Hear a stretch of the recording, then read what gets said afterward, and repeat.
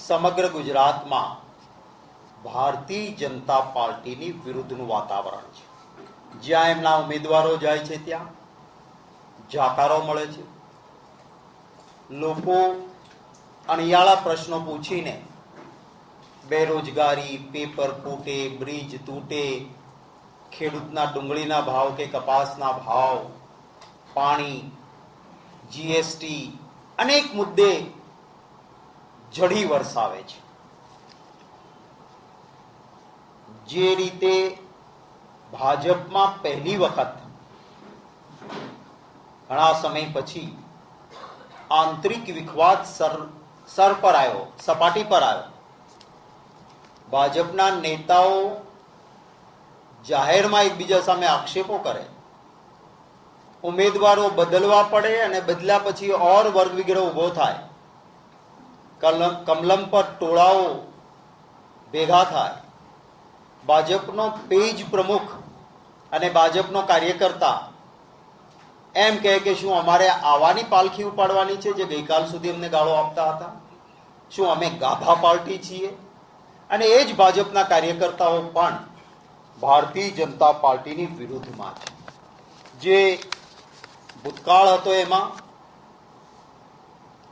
અહંકાર સાથે, ભૂતકાળમાં કોઈ એકાદો વર્ગ ક્યાંય વિરોધ કરતો હતો તો એના સાથે સંવાદ નહીં, સંઘર્ષ કરવાનો, બેરહેમીથી પોલીસનો દુરુપયોગ કરવાનો અને પછી ભાજપ જીતતું હતું। એટલે આ વખતે પણ ભારતીય જનતા પાર્ટીને એમ હતું કે કંઈ વાંધો નહીં, પરિણામ આપણી તરફેણમાં જ આવવાના છે અને અહંકારથી કહેતા 5-5 લાખ। હવે એ ભારતીય જનતા પાર્ટીની સામે સમગ્ર ગુજરાતના તમામ વર્ગ, ધર્મ, જાતિના લોકો એક થઈને ભાજપને પાઠ ભણાવવા માંગે છે।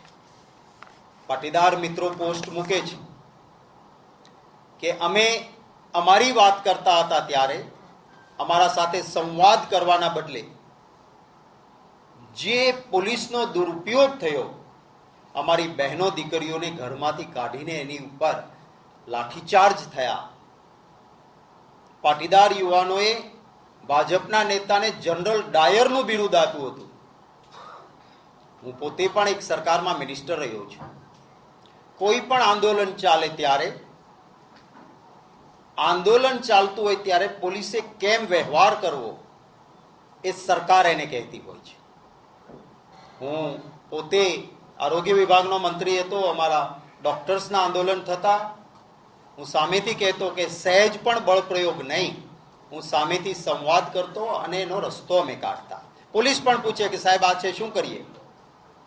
ભારતીય જનતા પાર્ટીએ લોકશાહીમાં આંદોલન થાય તો સૂચના એવી, મારો પીટો, એ પાટીદાર આંદોલન વખતે એમણે કર્યું। જુનાગઢમાં એક કોળીની દીકરી ચાંદની, એનું પ્રકરણ થયું, કોળી સમાજ માંગણી કરતો હતો તો એમની સાથે સંવાદ નહીં, સંઘર્ષ કર્યો। પાલીતાણામાં, ભાવનગર જિલ્લામાં, મારા જિલ્લામાં એક શૈક્ષણિક સંસ્થાની પાણીની ટાંકીમાં એક કોળી દીકરી પડીને ડૂબી ગઈ છે, આવી વાત આવી। કોળી જ્ઞાતિના આગેવાનો જોવા ગયા, એમણે ફરિયાદ આપી, મારી પાસે અહીંયા સુધી આવીને પણ મને ફરિયાદ બતાવી કે સાહેબ આ પાણીની ટાંકીમાં કોઈ ઊભું રહે તો અહીંયા સુધી પાણી આવે, આ દીકરીની ઊંચાઈ પ્રમાણે જો દીકરી ઊભી રહે તો અહીંયા સુધી પાણી આવે, ડૂબીને મરે કેમ? આની તપાસ કરો। પણ ભાજપનું એક મોટું માથું એમાં હતું, સંસ્થા સાથે સંકળાયેલું, કોઈ તપાસ નહીં। આજે એ જ ભાવનગર જિલ્લાના કોળી સમાજના આગેવાનો પોરબંદર મત વિસ્તારમાં ઘેર ઘેર ફરે છે કે આને મત નહીં આપતા। ભારતીય જનતા પાર્ટી સામે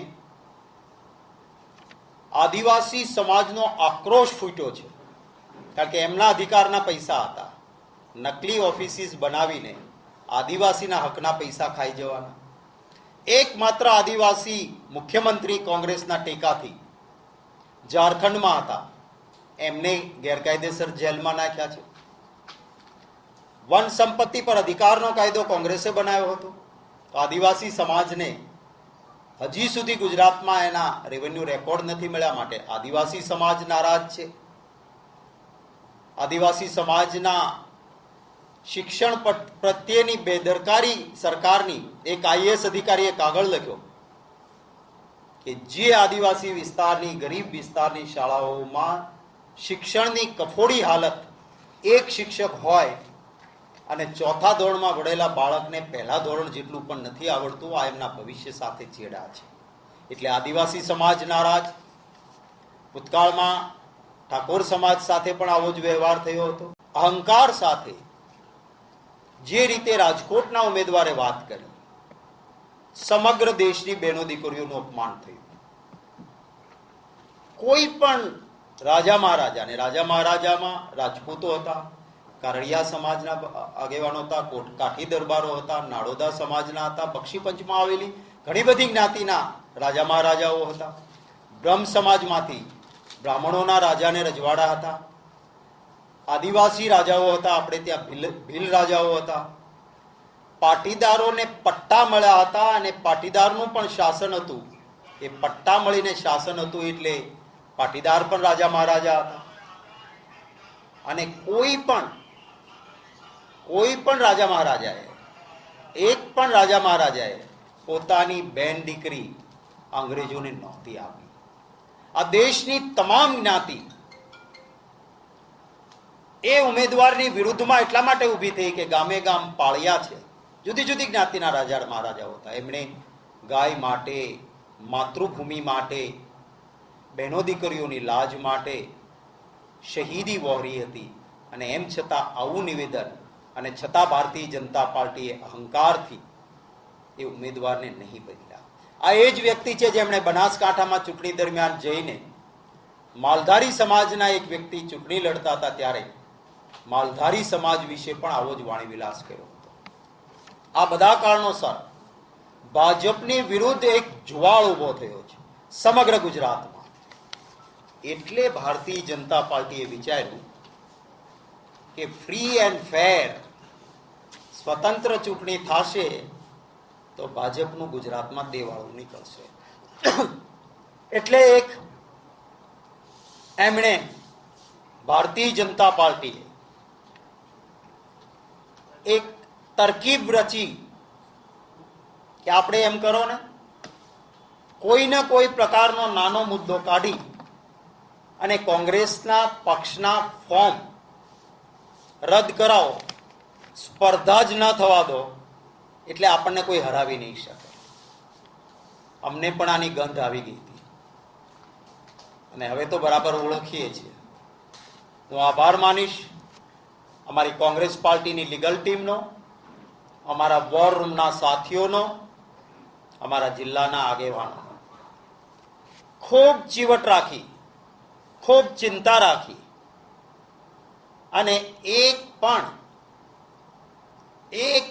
ફોર્મ રદ ન થાય એની કાળજી રાખી.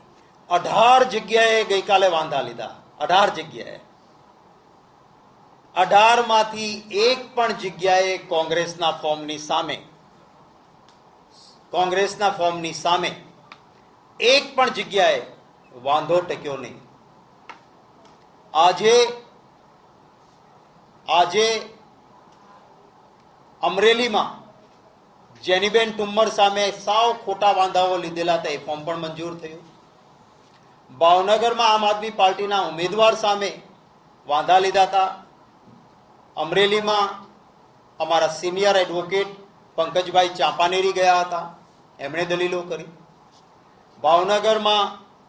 ભાવનગરમાં આમ આદમી પાર્ટીના ઉમેદવાર સામે વાંધા હતા. અમારા શહેર કોંગ્રેસના પ્રમુખ એડવોકેટ છે હિતેશભાઈ વ્યાસ, એમણે દલીલો કરી હતી.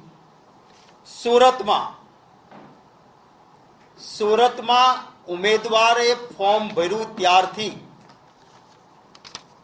ત્યારથી એ દિવસથી ભાજપને ફાળ પડી હતી. કારણ કે સુરતમાં સૌરાષ્ટ્રવાસીઓ, ખાસ કરીને પાટીદારો, એમની નારાજગી હતી. માલધારી સમાજના ઘણા ભાઈઓ સૌરાષ્ટ્રના વસે છે, એમના ગૌચરો ગયા છે. માલધારીઓ સાથે જે વ્યવહાર ભાજપની સરકારે કર્યો છે એમની નારાજગી.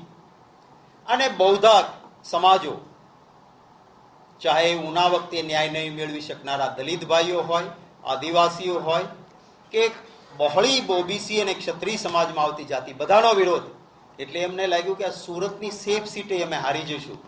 જ્યાં જઈએ ત્યાં કાળા વાવટા આવે છે. સરકારે જાહેરનામા બહાર પાડવા પડે, કાળો વાવટો નહીં દેખાડવાનો. લોકશાહીમાં પોતાનો પ્રતિભાવ વ્યક્ત કરવાનો એક મૌલિક અધિકાર છે. એમ છતાં આ કામ કરવામાં આવે. સુરતના ઉમેદવાર અમારા નિલેશભાઈ કુંભાણી યુવાન જીતી જશે આ ડર લાગ્યો, એટલે એમને ખરીદવાનું, એમને ડરાવવાનું કામ શરૂ થયું. એમણે સુરતમાં આજે જ ઇન્ટરવ્યૂ આપ્યો કે પહેલું પ્રેશર એમના ઉપર હતું, માંગો તે રકમ, અને સામાજિક રીતે પણ જ્યાંથી દબાણ લવાય ત્યાં સુધી લાવ્યા. મને પોતે એમણે આજના ઇન્ટરવ્યૂમાં પણ નિલેશભાઈએ કહ્યું છે કે મેં અમારા પ્રદેશના નેતાને પણ કહ્યું કે સાહેબ મારા ઉપર આ દબાણ છે, અને મને કહ્યું હતું, અને મને કહ્યું કે જે કંઈક લાલચ કે લોભ કે દબાણને હું વશ નહીં થાવ, હું લડીશ. જ્યારે એમ લાગ્યું કે આ ઉમેદવાર લડશે એટલે પછી એમના ટેકેદારોને શામ દામ દંડ ભેદ એનાથી નીચે ઉતરીને, કે જેને લોકશાહીમાં ગ્રાહ્ય ન રાખી શકાય, એ પ્રકારના હથકંડાઓ શરૂ કર્યા. એફિડેવિટ કરાવી. કોના પાસે કરાવી? જે લોકોએ ફોર્મમાં ટેકેદાર સાથે તય કરી હતી કે આ સહી મારી નથી. એક નહીં, 3 ફોર્મ રજૂ થયા હતા. ત્રણેય ટેકેદારને, એક ડમી ફોર્મમાં ટેકેદાર હતો એને પણ, 4 પોલીસ જાપ્તા નીચે લઈને જાય છે. પોલીસ જાપ્તા નીચે એફિડેવિટ આપે છે કે આ સહી અમારી નથી, અને પછી ત્યાંથી ગુમ થઈ જાય છે. નથી કોઈ મીડિયાને મળતા દેતા, નથી કોંગ્રેસ પક્ષના વ્યક્તિઓને મળવા દેતા, નથી ઉમેદવારને મળવા દેતા, એને ગુમ કરે છે. અમે અરજી આપી કે આ પ્રકારનો દાવો ચાલી શકે નહીં.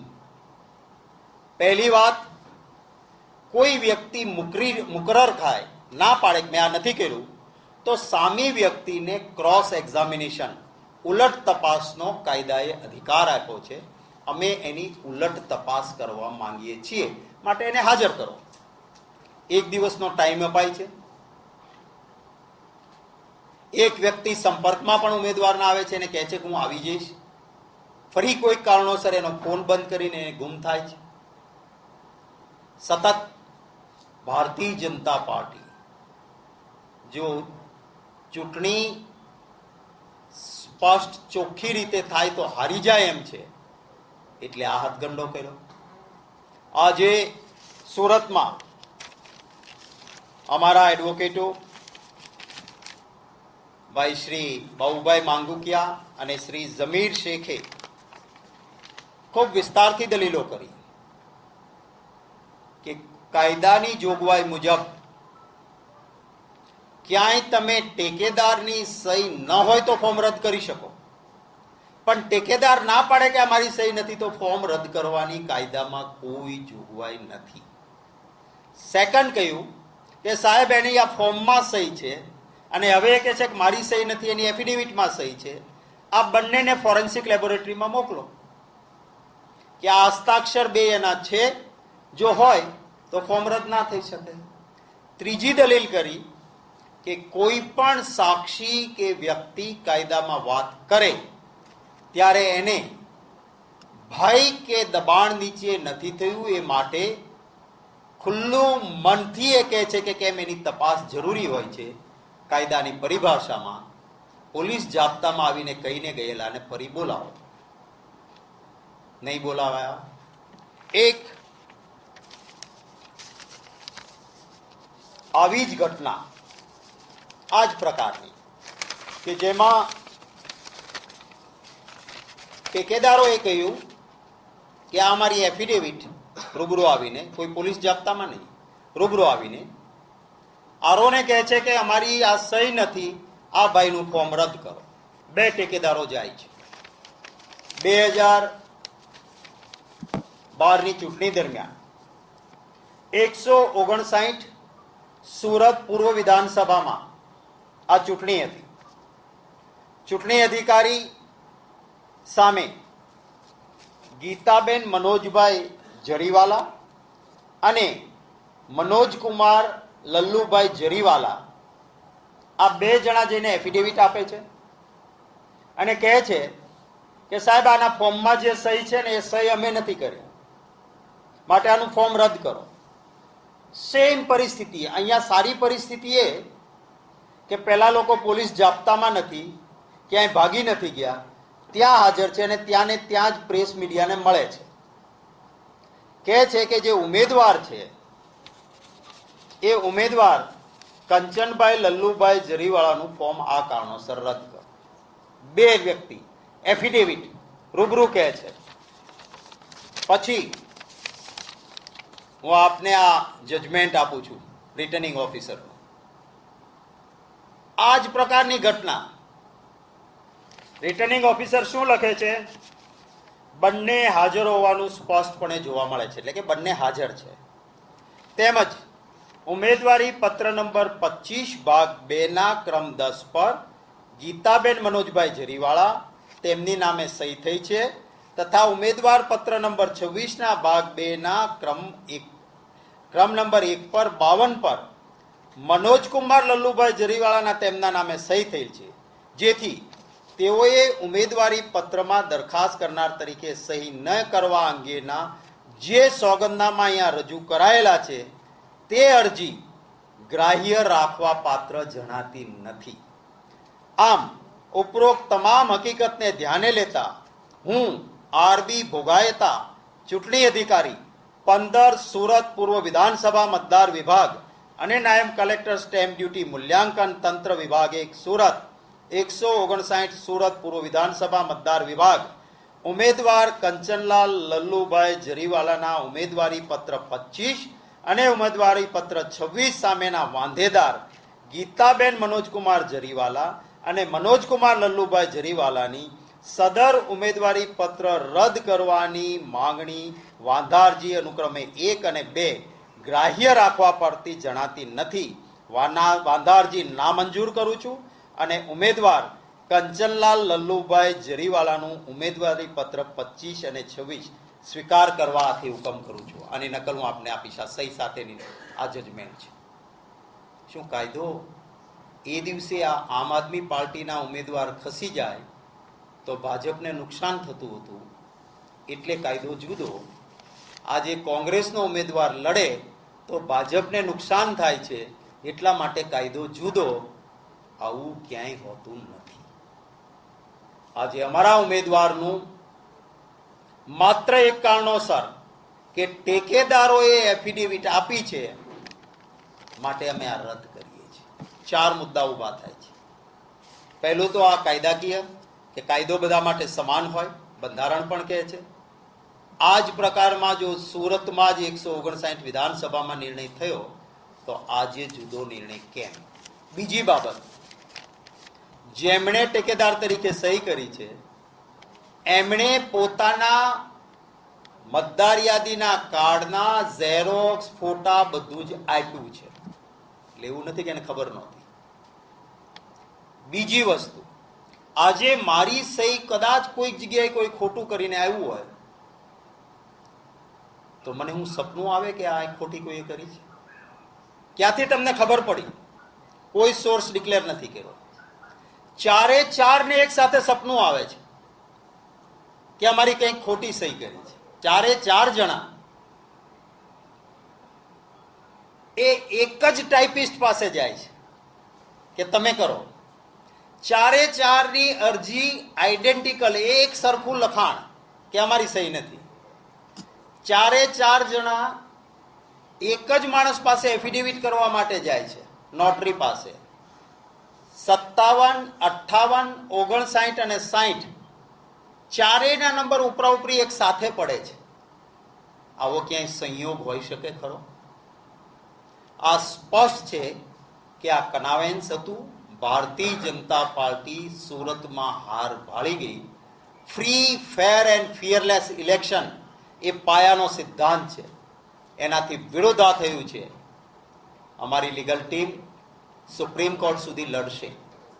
પણ હું તો ચૂંટણી પંચને પણ સવાલ કરું છું કે ચૂંટણી પંચ એમની તટસ્થતા જાળવી રાખે, એ દેશ માટે જરૂરી છે. આઝાદી પછીના આટલા વર્ષોમાં દુનિયાભરના દેશોએ આપણા દેશની પ્રતિષ્ઠા વધારી છે અને કહ્યું છે કે સાચી લોકશાહી ક્યાંય પણ ચાલી હોય તો હિન્દુસ્તાનમાં ચાલી છે. 17 પાર્લામેન્ટની ચૂંટણીઓમાં અનેક વખત સત્તા પરિવર્તન થયા, કોઈ પક્ષ કે શખ્સ સત્તામાંથી બહાર પણ ગયા અને સત્તામાં ફરીને આવ્યા, પણ નિષ્પક્ષ ચૂંટણી વિશે ક્યારેય દુનિયામાં કોઈએ સવાલ નથી કર્યા. આ વખતે લીડિંગ ન્યૂઝપેપર, દુનિયાના પ્રતિષ્ઠિત અખબારો, દુનિયાની પ્રતિષ્ઠિત ચેનલો આપણા દેશની લોકશાહીમાં ચૂંટણી પંચ તટસ્થતાથી નથી ચાલતું એવી વાત કરે છે, જેનાથી દેશની પ્રતિષ્ઠાને નુકસાન થયું છે. જનતા જનાર્દન મહાન છે. ભાજપવાળાએ સુરતનું એક ફોર્મ રદ કરવાની ચેષ્ટા કરી છે. મને વિશ્વાસ છે કે મારા વાલા ગુજરાતીઓ વ્યાજ સાથે 1/11નો બદલો લેશે અને બીજી સીટો ઉપર વધારે મક્કમતાથી કોંગ્રેસને સમર્થન કરશે.